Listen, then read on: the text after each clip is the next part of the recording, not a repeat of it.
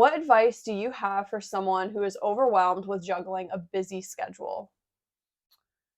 Oliver, great question. I think we can all attest to that, that Mhm. we've all faced that feeling of being overwhelmed. I was just reading this morning from Crystal Marshall, or no, Cynthia Marshall, who was I think the CEO of the Dallas Mavericks. But she was talking about you have crystal balls and you have rubber balls.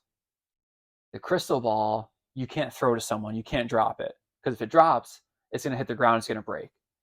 But then there's the rubber ball, that if you drop the rubber ball, it's going to bounce and then other people can pick it up.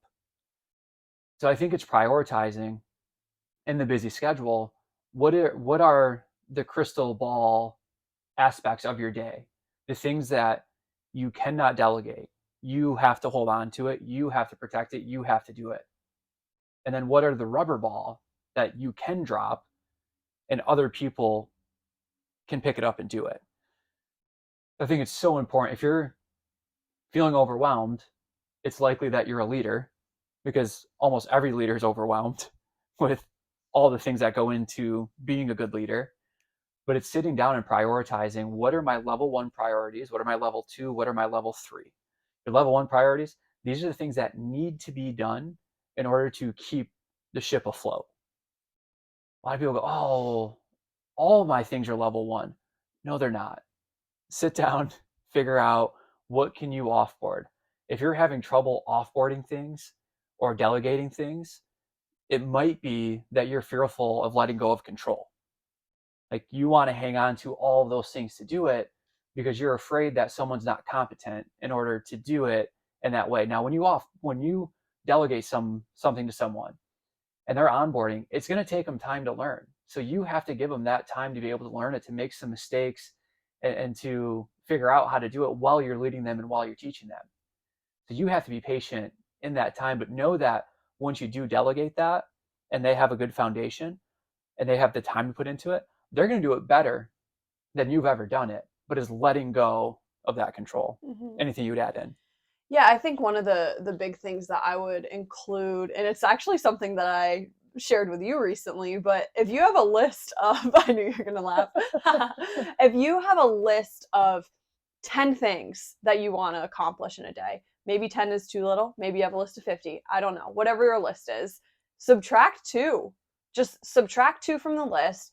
Don't set the bar so high that it's unachievable in your daily tasks and the daily things that you need to be doing, but just subtract two so that you go into the day knowing, okay, it's actually not 10, it's eight, and I am going to accomplish these eight things. And I think that when you are able to do that, you're able to see like what is lower priority, what am I taking off, and I think that that can go into like delegation and things like that. But also, I think when we have so many things to do and we have a busy schedule, we get lost in the feeling of overwhelmed rather than just remaining present in that specific task. I know Mm-hmm. for myself, if I have a list of all the things to do, but I don't time block when I'm going to do it, I almost freeze where I'm at and I stay frozen and I'm like, I don't know what to do. Even though I have my list of 10 things, it's because I didn't time block them properly during the day, or I had too many things that the too many things are making me feel frozen. And so I think also being aware of like, what are those things you need to get done and how can you maybe take a couple of those things off of your plate because they're just not as important. That was incredible advice that helped me so much Mm. because there's a catch 22 to this, right? We shouldn't be basing our day off of the amount of things that we got done. And we do that often. I had a good day because I had a list of 15 things and I got all 15 things done. Well, does that mean if I got 13 out of 15 that I didn't have a good day? That I wasn't worthy of having a good day because I didn't complete these types of tasks? And realizing where are we putting our happiness and where are we putting our worth? Now, the catch 22 of that is when those objectives were to serve other people. And by serving those other people, you feel accomplished because you changed the world. You made the world a better place by helping that one person. And when you start to not get those things done, then you start to feel unfulfilled or unhappy. So it is a catch 22. But at the same time, as Brandy's saying, if you prioritize it, you'll figure out What are those high level one priority things that you need to do? And here's advice that really helped me.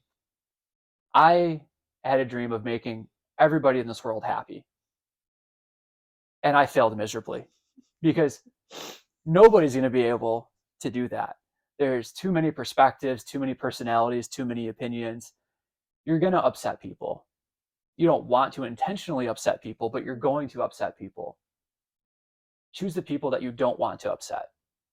I don't want to upset my wife. I don't want to upset my family. I don't want to upset our Hope community. If people outside of that get upset, okay, there's someone for you that you can go follow that'll help you out with that.